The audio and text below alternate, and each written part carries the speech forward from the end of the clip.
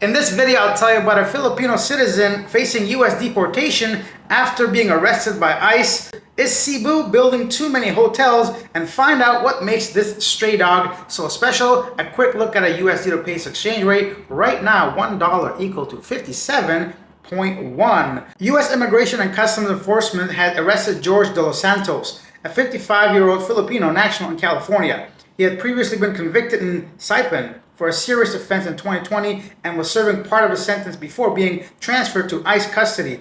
Authorities say he is now awaiting removal proceedings from the United States. The CNMI Supreme Court earlier upheld his conviction, noting that he could face deportation after release. ICE highlighted the case as a part of a broader enforcement action against individuals with prior criminal convictions. This guy is a sick person. In 2020, he did things against a person that was 6 years old and got sentenced to 30 years. Let's go to the Philippines. The Department of Interior and local government on Thursday said Filipinos in emergencies can now dial only one number, 911, for urgent help with the launch of the single hotline system across the country. According to the DILG, the service for the 911 emergency hotline is free, available 24/7 and language sensitive, covering Tagalog, Cebuano, Ilocano, Waray, and a bunch of other languages I cannot pronounce. Very good to see streamlined 911 across the country. Amazing news, fantastic news. I've actually gone ahead and did my best to bring a lot of positive news in this episode if I can. So if you guys enjoyed that at any point, consider being positive too. Hit that subscribe button, hit that like button, and maybe consider commenting or sharing the video as well. Next up is Cebu building too many hotels. Supply is outpacing demand,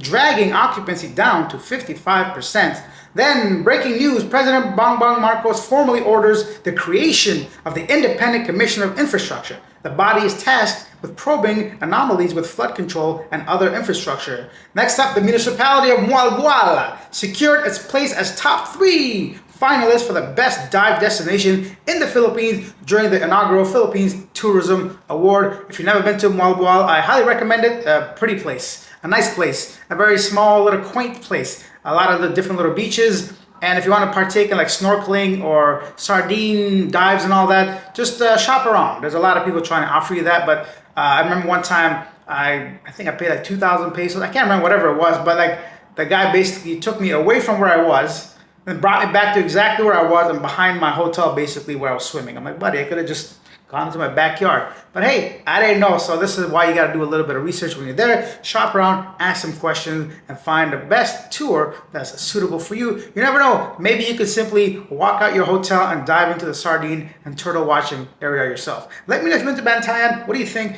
Any tips, tricks? Share your thoughts in the comment section. While most children his age spend their days playing or glued to their gadgets, 12-year-old Kirk Usain Belen of Rosario, Batangas has found joy in something else. Farming. Balancing schoolwork, friendship, and livestock care, Belen has become a young agriculture advocate with a growing audience, proving that passion and purpose can start early.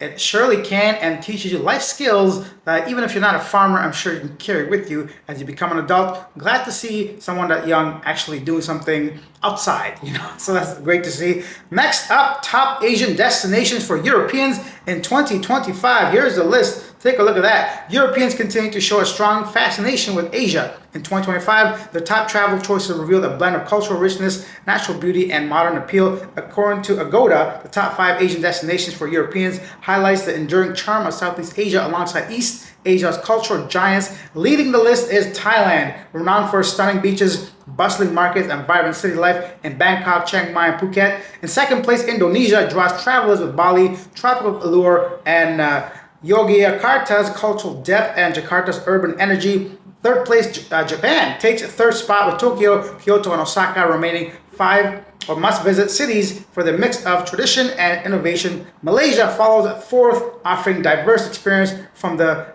cosmopolitan vibes to Kuala Lumpur to Vietnam, securing 5th place, captivating Europeans with destinations like Hanoi, Ho Chi Minh City, and Halong Bay. The ranking underscores Southeast Asia's dominance with 4 out of the 5 spots, proving the region's unmatched ability to blend culture, authenticity with world-class tourism and infrastructure.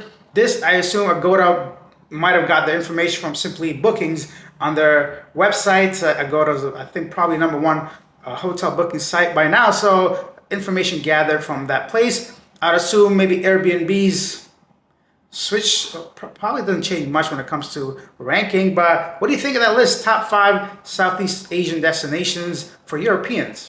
Thailand tops another list. Thailand is a top destination for European companies expanding in Southeast Asia, according to EU ASEAN Business Council. Despite global trade uncertainties, firms see strong growth potential in the region. However, slow ASEAN integration and lack of EU engagement pose challenges. A region-to-region FTA is now seen as essential. More on Thai. Thai Baht hits 4-year high, affecting exports and tourism. Research warns current strength may drag on economic growth and export revenues. In September, the baht strengthened sharply, supported by rising global gold prices and net purchases of Thai government bonds by foreign investors. Overall, the baht has appreciated 7.5%, which has led Thailand's central bank to vow to take steps to ease baht volatility and limit the influence of gold prices after local currency rallied to a 4-year high. So the bank is trying to step in and say, yo, ease up, man. We don't want to be too strong. I always found that a little bit interesting. You know, like I'm not a clearly I can't even say the word. I'm not an economist. I don't know how this works, but imagine your country is becoming so strong when it comes to economy. Like, yo, let's slow down a little bit because we're going to scare off the investors.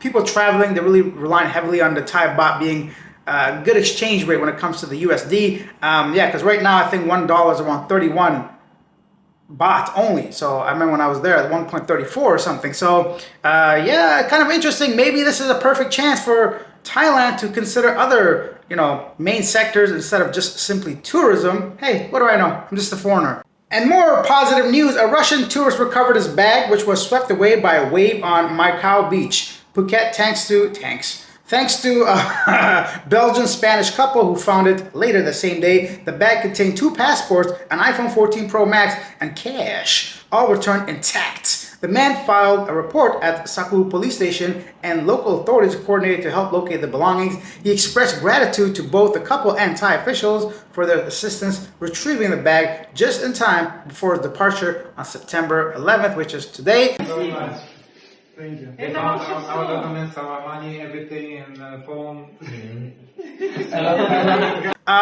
Yeah, good to see good people still out there returning passports. Imagine the headache you have to go to try to retrieve 2 passports and a whole bunch of nonsense I do not want to deal with. Have you ever lost your passport? And then Neil Harbison, founder of the charity Happy Doggo, spent his days feeding street dogs across Thailand. One of them, a sweet pup named Snickers, has the cutest way of saying thanks. Instead of eating, he brings Neil little gifts like coconuts, sticks, and even random tools every time he visits. So instead of just eating the food, this puppy has found a way to thank Neil. Now it's time for a segment, Yesterday Today, where I share some of the most popular comments regarding our previous video. Beginning with a big thank you to Eric with a $5 super thanks to the channel. Thanks, Eric. Keep up your grind. Thank you. I appreciate that. Mark Santos says, R.I.P. Charlie Kirk. Yeah, a sad situation there. Look, despite what you believe, what you don't believe, whether you agree or disagree, I think any normal person should be against any type of political situation like this.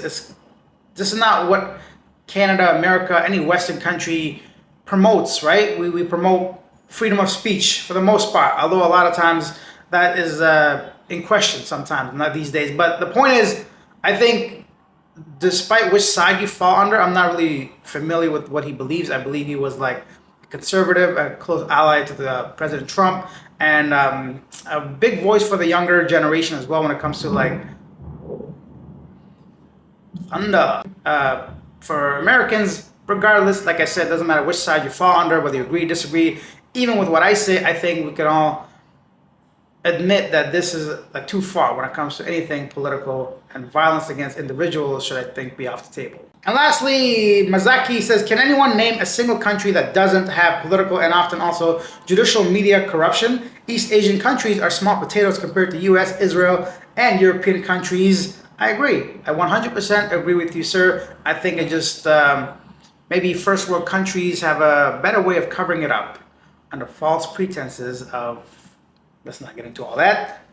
Thank you for watching. Share your thoughts down below. Let me know what do you think of any of the stories I covered today. Let me know how's your day. Share some positive news in the comments, man. This is yeah, more positive stories the better, There's just certain stories I couldn't get away from. So it's always going to be, I think, one major negative story, but I'll try to like sprinkle a little bit some positivity regarding good people, good animals, good situation, especially if it affects you and I, expats, foreigners, traveling or living in Asia. Thank you for watching. I'll see you tomorrow. Bye.